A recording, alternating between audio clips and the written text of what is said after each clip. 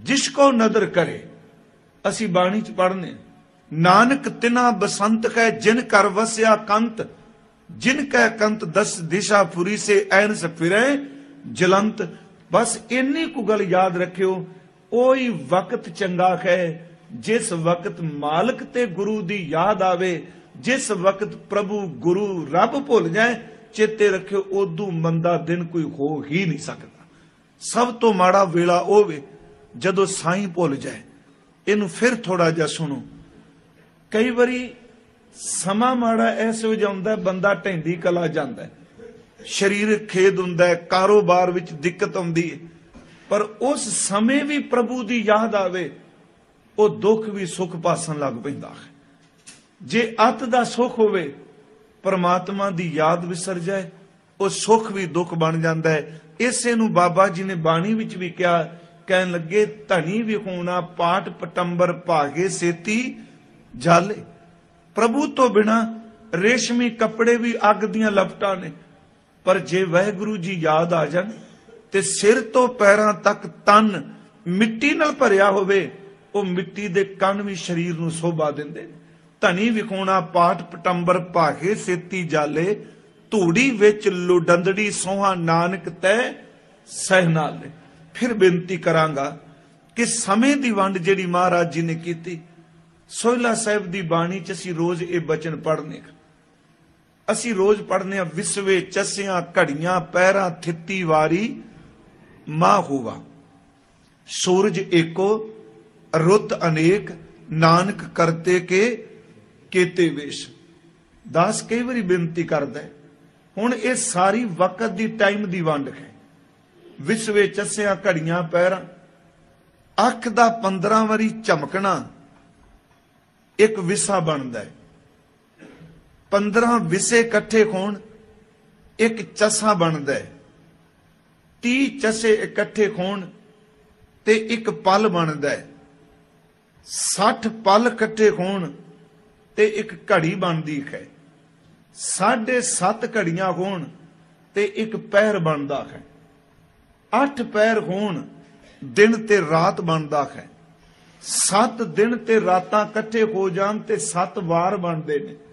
7 वारां दी चौकड़ी नाल महीना बन जाता है। 12 महीनिਆਂ नाल एक बरस बनता है। 100 बरसां दी एक सदी बन जाती है। इसे तरह समा जिहड़ा अगे अगे विस्तार करी जाता है, पर समय दी सब तो छोटी इकाई जिहड़ी है वो एक सवास कह लो, इनू एक निमक कह लो। इसे करके गुरबाणी ने कहा, एक निमक भी प्रभु भुले ना। एक निमक दा अर्थ सी कि बंदे दी जिंदगी दा कोई वक्त ऐसा ना आवे जदों प्रभु दी याद भुल जाए। थोड़ी जिहा मेरी बेनती सुनियो, जेड़े पाठ करदे हो आप, सहज पाठ उन्हां नूं गल छेती समझ पै जाएगी। विद्यार्थी बैठे ने बच्चे, गुरु ग्रंथ साहिब दी बाणी विच समय दी सरलेख थल्ले भी बाणी उचारण कीती। जिवें आपां राग पढ़ने, 31 रागां दा जिक्र करने, असीं गुरु ग्रंथ साहिब दी बाणी विच टाइम दे सरलेख थल्ले भी बाणी है। जिवें दिन ते रैण है, जां शुरू करा मैं, पैर ने असीं पढ़ने पैर, ते गुरु ग्रंथ साहिब दे विच पैरियां दे सरलेख दे थल्ले भी बाणी है। पर उत्थे फर्क इन्ना है। मंजी साहिब भी मैं क्या, अज कई बारी पुछया जांदा भी पैर किन्ने घंटे दा, विच विच असियां घड़ियां दा ते पता नहीं लगदा। दरबार साहिब दी मर्यादा नूं ज़ेहन च रख के चलो। उत्थे गर्मियां ते सर्दियां विच पैर नूं कदी अगे पिछे नहीं होण दिता जांदा। तुसीं देखो हुण सर्दियां ने, ज्यों ज्यों सर्दी आउणी है ते गुरु साहिब दा प्रकाश 5:30 वजे होण हुंदा है जी, हुक्मनामा हुंदा है। जदों गर्मियां तुसीं देखदे हो ते इस तो पिछां बैक चली जांदा है। असल च इउं कह लो, सीधे जे अजकल पढ़े लिखे समाज दे लई सो आ दिन दी लो लगण तो पहला, सूरज नहीं, लो लगण तो पहला 3 घंटे गिन लियो, चेते रखियो एक पैर बन जाता है। बजाय कि विश्व विच असियां घड़ियां, चेता नहीं रहेगा हुण, क्योंकि मैं इस पासे पैना नहीं। कबीर साहिब ने एक शब्द वरत्या है कि उन्होंने 64 घड़ियां का जिक्र किया। 8 पैर 64 घड़ी, ਭਾਈ ਗੁਰਦਾਸ ਸਾਹਿਬ ਨੇ 60 ਘੜੀਆਂ ਦਾ ਜ਼ਿਕਰ ਕੀਤਾ। ਹੁਣ ਇਹਦੇ ਵਿੱਚ ਵੀ ਇੱਕ ਸਮੱਸਿਆ ਹੈ ਕਿ ਥੋੜੀਆਂ ਜੀਆਂ ਘੜੀਆਂ ਦਾ ਫਰਕ ਪੈਂਦਾ ਹੈ, ਪਰ ਮੈਂ ਬੇਨਤੀ ਕਰਾਂਗਾ ਸਿੱਧੀ ਜੀ ਗੱਲ ਕਿ ਲੋ ਲੱਗਣ ਤੋਂ ਪਹਿਲਾਂ 3 ਘੰਟੇ ਜਿਹੜੇ ਨੇ ਉਹਨੂੰ ਤੁਸੀਂ ਰਾਤ ਦਾ ਆਖਰੀ ਪਹਿਰ ਕਹਿ ਸਕਦੇ ਹੋ, ਉਹਨੂੰ ਅੰਮ੍ਰਿਤ ਵੇਲਾ ਕਹਿ ਸਕਦੇ ਹੋ। ਉਂਝ ਵੈਸੇ ਤਾਂ ਚਲੋ ਘੜੀਆਂ 12 ਵਜੇ ਤੋਂ ਬਾਅਦ ਡੇਟ ਚੇਂਜ ਹੋ ਜਾਂਦੀ। ਫਿਰ ਮੈਂ ਬੇਨਤੀ ਕਰਾਂਗਾ, ਹੁਣ ਦੇਖੋ ਪਹਿਰ ਨੇ 4 ਪਹਿਰ ਦਿਨ ਤੇ 4 ਪਹਿਰ ਰਾਤ ਹੈ। ਸਤਿਗੁਰੂ ਨੇ ਉਸ ਪਹਿਰ ਦਾ ਜਿਹੜਾ ਸਮਾਂ ਹੈ ਉਹਨੂੰ ਸਾਡੇ ਮਨੁੱਖਾ ਜਨਮ ਦੇ 4 ਪਹਿਰ ਬਣਾ ਦਿੱਤੇ। ਉਦਾਹਰਨ ਦੇ ਤੌਰ ਤੇ ਜਿਵੇਂ ਪਹਿਲਾ ਪਹਿਰ ਮਾਂ ਦੇ ਪੇਟ ਵਿੱਚ, ਪਹਿਲੇ ਪਹਿਰੇ ਰਹਿਣ ਕਹਿ ਵਣਜਾਰਿਆ ਮਿੱਤਰਾ ਹੁਕਮ ਭਇਆ ਗਰਭਾਸ, ਪਹਿਲਾ ਪਹਿਰ ਜਨਮ ਤੋਂ ਪਹਿਲਾਂ। ਦੂਸਰਾ ਪਹਿਰ ਕਿਹਾ, ਦੂਜਾ ਪਹਿਰੇ ਰਹਿਣ ਕਹਿ ਵਣਜਾਰਿਆ ਮਿੱਤਰਾ ਵਿਸਰ ਗਿਆ ਧਿਆਨ। ਉਹ ਪਹਿਰ ਕਿਹਾ, ਇਉਂ ਕਹਿ ਲੋ ਉਹ ਪਹਿਰ ਹੈ ਕਿ ਜਨਮ ਤੋਂ ਲੈ ਕੇ 15-16 ਸਾਲ ਦਾ ਜਿਹੜਾ ਵਕਤ ਬਣਦਾ ਉਹ ਦੂਜਾ ਪਹਿਰ ਹੈ। ਤੀਜਾ ਪਹਿਰ ਹੈ ਰਹਿਣ ਕਹਿ ਵਣਜਾਰਿਆ ਮਿੱਤਰਾ ਧਨ ਜੋਬਨ ਸੋ ਚਿੱਤ। ਤੀਜਾ ਪਹਿਰ ਹੈ ਜਦੋਂ ਜਵਾਨੀ ਪੈਸਾ ਤੇ ਵਾਸ਼ਨਾ ਵਿੱਚ ਬੰਦੇ ਦਾ ਚਿੱਤ ਖਜਤ ਹੋ ਗਿਆ। ਚੌਥਾ ਪਹਿਰ ਹੈ ਰਹਿਣ ਕਹਿ ਵਣਜਾਰਿਆ ਮਿੱਤਰਾ ਲਾਵੀ ਆਇਆ ਖੇਤ। ਚੌਥਾ ਪਹਿਰ ਹੈ ਜਦੋਂ ਬੁਢੇਪਾ ਆ ਗਿਆ, ਕੇਸ ਚਿੱਟੇ ਹੋ ਗਏ, ਜਿਵੇਂ ਫਸਲ ਪੱਕ ਜਾਏ ਤੇ ਫਸਲ ਦਾ ਰੰਗ ਤਬਦੀਲ ਹੋ ਜਾਂਦਾ ਹੈ। ਪਿਆਰਿਓ, ਜਦੋਂ ਸਰੀਰ ਪੱਕ ਕੇ ਵੱਢਣ ਵਾਲੇ ਮੌਤ ਵਾਲੇ ਪਾਸੇ ਆਉਂਦਾ ਹੈ, ਸੱਚ ਹੈ ਉਦੋਂ ਬੰਦੇ ਦੀ ਬੋਡੀ ਦੇ ਕੇਸਾਂ ਦਾ ਰੰਗ ਤਬਦੀਲ ਹੋ ਜਾਂਦਾ। ਪਰ ਉਹ 4 ਪਹਿਰ ਨੇ ਜੀ। ਮਹਾਰਾਜ ਜੀ ਨੇ ਮੈਂ ਜਿਹੜੀ ਬੇਨਤੀ ਕਰੀ 4 ਪਹਿਰਾਂ ਦੇ ਸਰਲੇਖ ਥੱਲੇ ਬਾਣੀ।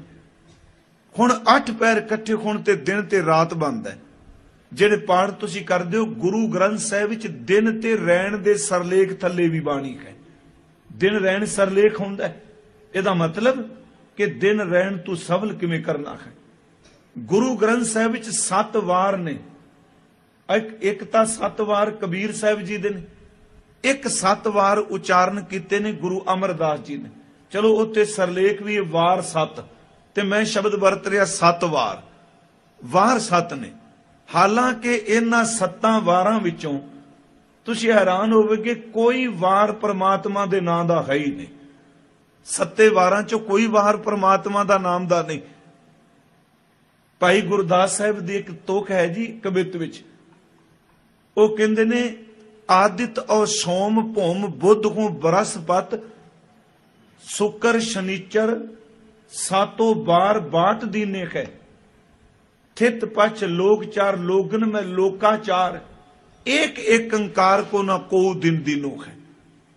हुण जिहड़ा ऐतवार है ये सूरज दा वार है, सोमवार चंद्रमा दा है, मंगलवार मंगल ग्रह दा है, बुधवार बुध ग्रह दा है, बृहस्पति वीरवार जिन्हों असीं कहने शुक्र, ये सारे देवते जे अंग्रेजी विच भी संडे मंडे तुसीं पढ़ोगे ये सारे दे सारे वार देवतियां नाल संबंधित ने, ग्रहां नाल संबंधित ने।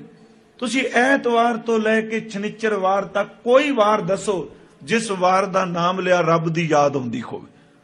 सारे वार ग्रहां दे नाम ते, सूरज चंद्रमा बुध सारे इन्हां दे नाम ते। पर सतगुरु ने एक बड़ी कृपा कीती जी, उन्हां कहा भी है तां समय दी वंड पर तू एक काम कर, दिन ओही हफ्ते दा माड़ा है जिदन वैगुरु भुल जाए, नहीं ते आ 7 वारां विच ऐतवार तो शनिचरवार तक तेनू जीवन जीन दी जाच आ जाए। शनिचरवार देवतियां दे दीवे बालन दी थां तेरे अंदर नाम दा दीवा बल जाएगा। ये गुरु ग्रंथ साहिब च वार 7 ने, एक एक तुक असीं पढ़ लैने ज्यादियां नहीं। आदित करे भगत आरंभ, ऐतवार तू भगती शुरू कर, तेरा ऐतवार मनाया जाएगा।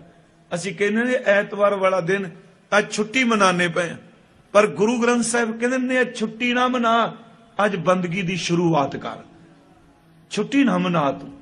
हां छुट्टी मनानी है ते वकारां दी किते बना लै, निंदिया दी छुट्टी कर लै, अज चुगली दी छुट्टी कर लै, बंदगी दी छुट्टी क्यों, सिमरन दी छुट्टी क्यों। ऐतवार आरंभ कर, आदित करे भगत आरंभ, काया मंदर मनसा थम, सोमवार सस अमृत झरै, सोमवार दाता मेर करे तेरे जपे हुए दा अंदर अमृत झर लग पे। मंगलवारे ले मखीत, पंच चोर की जाने रीत। मंगलवार माड़ा नहीं, तू यत्न करके इन्ना पहरा दे, मंगलवार सवेर तो शाम तक जागदियां अपने अंदर कोई माड़ा फुरना ना प्रवेश करन दे। बुधवार बुध करे प्रगास, हिरदय कमल में खर का बास। बुधवार तेरी बुद्धि विच परमात्मा दे नाम दा प्रगास हो जाए। बृहस्पति विख्या दे बहाए, वीरवार विख्या दर ते जहर वाशना। आम तौर ते कहंदे इस दिन कपड़े नहीं धोने, अज सिर नहीं धोना। महाराज कहंदे ने अज इन्नी को बंदगी कर जिथे शरीर नूं धोना साफ करना, तेरे अंदर दी मैल भी सारी बाहर निकल जाए। सुकृत सहार है सो ये व्रत चढ़े। शुक्रवार किसे दी गल नूं सह लेना प्यारिया, एदू वड्डा वर्त कोई नहीं। थावर थिरका राख है सोए, जोत दी वटी घट में जोए। थावर दर ते शनिचरवार के शनिचरवार तेरे अंदर प्रभु दी जोत बल पे। मैं इसे करके ज्यादा अगे डिटेल च नहीं। इसे तरह 12 माह एक एक महीने च मैनू दसो केड़ा महीना जिदे विच प्रभु दी याद नहीं कराई। चेत गोवे आराध्या होवे आनंद घना, वैसाख धीरन क्यों वांडिया जिन्ना छो। हर जेठ जुड़ंदा लोड़िया जिस अग्गे सब निवन। आसाड़ तपंदा तिस लगे खर नाह न जिन्ना पास। सावण सरसी कामनी चरण कमल स्यो प्यार। भादवें भरम भुलानिया दूजा लगा हेत। असुन प्रेम उमाड़ा क्यों मिलिया कर जाए। कत कर्म कमावने दोष ना काऊ जोग। परमेश्वर ते भुलिया व्यापन सबे रोग। मंगर माहे सौंदियां हर पिरसंग बैठड़ियां। पोक तुखार ना व्यापी कंठ मिलिया कर नाह। महाराज कहते माघ मजन संग साधुआ धूड़ी कर इशनान। खर का नाम ध्याए सुन सबना नू करदान। फलगुण आनंद उपार जना कर सज्जन प्रगति आए। संत सहाई राम के कर कृपा दिया मिलाए। हुण दसो एक एक टोका पा लई। भावें इत्थे संक्रांत नूं एक कथा कीती जांदी, पर मैं एक बेनती करांगा, तुखारी विच भी ये वे। हजूर सच्चे पातशाह कहंदे ने भी गल नूं समझो। मैं फिर अर्ज करांगा, टाइम असर जरूर पांदा है। ज्यों ज्यों देखो टाइम निकलेगा। जो कुछ तुसी अज देखदे पए हो, मैं सच कहना कि अज तो 50 साल बाद इनू तुसी सतयुग कहोगे, इदू बाद पता नहीं लोगों ने कित्थे चले जाना हो अगे। पर उंज बाणी सारी गल नूं मनदी है। जिस वक्त बाबा जी ने कलयुग की गल की, उस वक्त यही शब्द वरते सन कि स्त्री पुरख है दाम हित आवे भाव कथाओं जाई। महाराज कहने इहो जिहा वक्त आएगा, मर्द ते स्त्री दा प्यार सिर्फ ते सिर्फ दौलत होवेगा। स्त्री कदों रात आउंदी है, मर्द कदों रात आउंदा है, कोई किसी नूं पुछेगा नहीं तू कित्थे गया कित्थे रहा। क्योंकि हर बंदा कहेगा मेरा निजी जीवन कहे, मापियां नूं कोई हक नहीं मेरे जीवन में इंटरफेयर कर। यह समा आ रहा है इहो जिहा। कदी तुसीं देखो कि समा असर नहीं करता।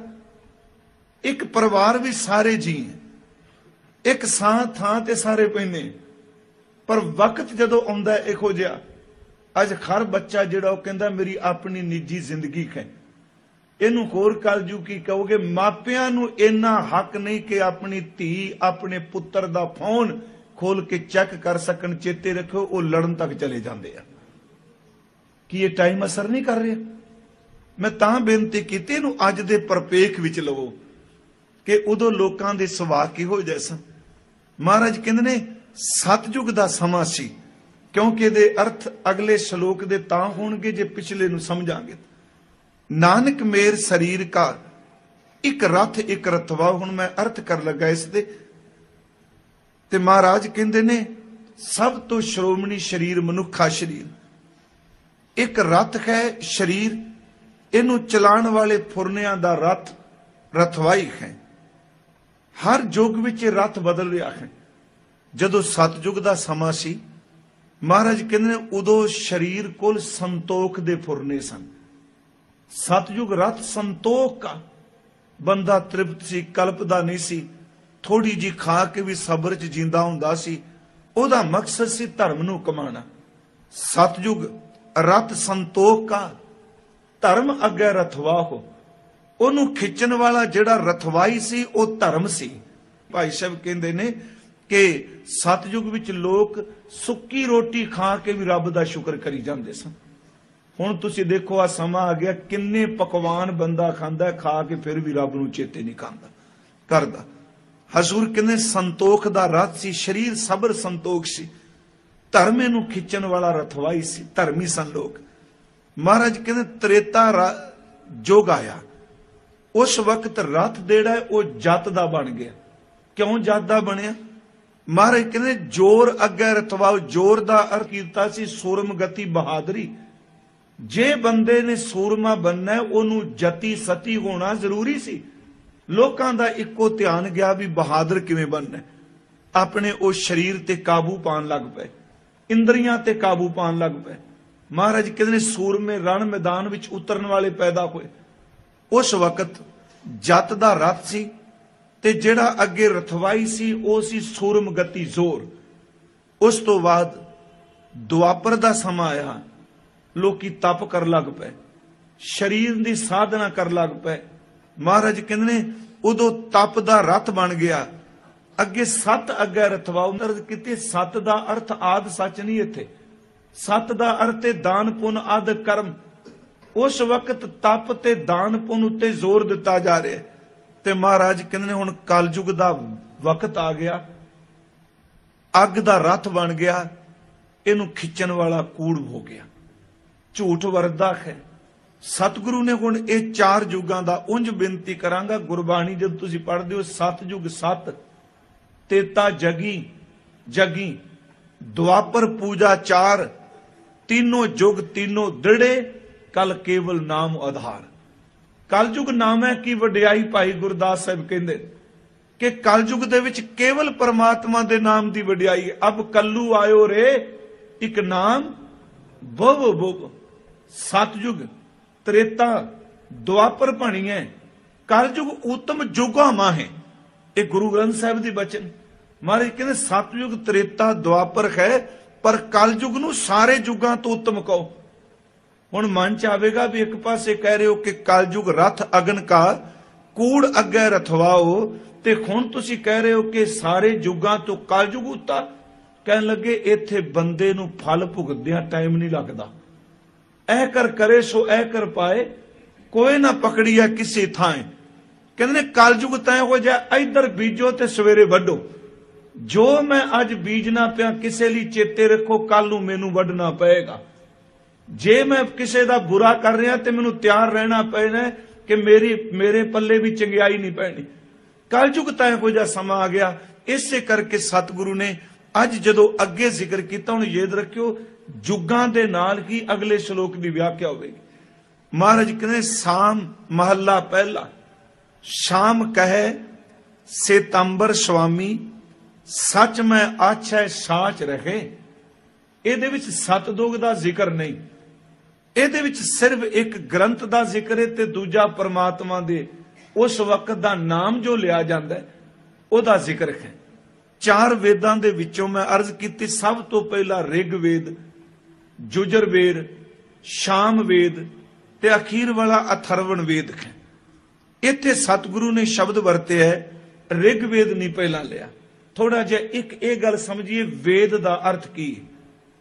वेद किसे एक ग्रंथ का नाम नहीं।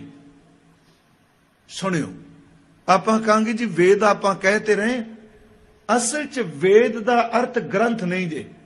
जे कोश नूं पढ़ोगे, वेद लफ्ज संस्कृत की विद धातु तो पैदा होया। इहदा अर्थ है ज्ञान, प्रकाश ते विद्या। वेद ग्रंथ का नाम नहीं। वेद दरअसल ਇਹਦਾ ਆਖਰੀ ਅਰਥ ਹੈ ਗਿਆਨ, ਪ੍ਰਕਾਸ਼ ਤੇ ਵਿਦਿਆ। ਉਸ ਤੋਂ ਬਾਅਦ ਅਸੀਂ ਦੇਖਨੇ ਆ ਜਿਹੜੇ ਚਾਰ ਵੇਦ ਅੱਗੇ ਆਉਂਦੇ ਆ, ਸਭ ਤੋਂ ਪੁਰਾਣਾ ਜਿਹੜਾ ਵੇਦ ਹੈ ਉਹ ਰਿਗ ਵੇਦ ਹੈ। ਇਹਦੇ ਬਾਰੇ ਮਨੌਤ ਕੀ ਹੈ। ਜਿਹੜੇ ਵੇਦ ਨੇ, ਚਾਰ ਵੇਦ ਨੇ ਹਿੰਦੂਇਜ਼ਮ ਨਾਲ ਸੰਬੰਧਿਤ, ਬਾਣੀ 'ਚ ਬੜਾ ਇਹਨਾਂ ਦਾ ਜ਼ਿਕਰ ਹੁੰਦਾ ਹੈ ਜੀ। ਜਿਵੇਂ ਅਸੀਂ ਪੜ੍ਹਨੇ ਆ ਕਿ ਵੇਦਾਂ ਮੈਂ ਨਾਮ ਉੱਤਮ ਸੋ ਸੁਣੈ ਨਹੀਂ, ਫਿਰੈ ਜੋ ਬੇਤਾਲਿਆ। चार पुकारे ना तू माने, खट पी एका बात बखाने, 10 अष्टी मिल एको कया तापी जोगी भेद न लिया। यह भी ग्रंथां दा जिक्र है। चार वेद ने, 18 पुराण ने, 6 शास्त्र ने। चार पुकारें दर ते चार वेद, ना तू माने खट पी खट दर ते 6 ये शास्त्र, 10 अस्थि 10 ते 8 18 पुराण। असल च सब तो पुरातन जिहड़ा वेद है जी वो ऋग वेद है। ऋग वेद जिहड़ा ऋग शब्द है, क्योंकि विद्यार्थी बैठे ने, मैं तां थोड़ा जिहा अर्ज कर लगा, ये संस्कृत दी रिच धातु तो पैदा होया। ऋग वेद का अर्थ है उस्तत दा गीत, ऋग वेद का अर्थ है, ऋग का अर्थ है सिफत दा गीत, गाउण दी क्रिया। असल च जिहड़े वेद ने एक कई सदियां तां इन्हां दे अखर बने नहीं। इन्हां तो एक लफ्ज बनता है श्रुति। श्रुति का अर्थ है कि हालांकि वेदां बारे कुछ कहंदे ने ब्रह्मा दे उच्चारण कीते ने, कुछ कहंदे ने ऋषियां मुनियां दे उच्चारण कीते ने, पर उंज ये गल पक्की है जी वेद सदियां तक लिखत च नहीं आए। मान लो एक ऋषि ने वेद का मंत्र गाउणा, ਉਹਦੇ विद्यार्थी ने ਉਹਨੂੰ ਕੰਨਾਂ ਨਾਲ सुन के जबानी चेते कर ਲੈਣਾ। इसे करके वेद ਲਈ शब्द श्रुति ਵਰਤਿਆ ਜਾਂਦਾ है। श्रुति का अर्थ है वो ज्ञान जिहड़ा लिख के नहीं, जिहड़ा पढ़ के नहीं, जिहड़ा सुन के चेते किया गया।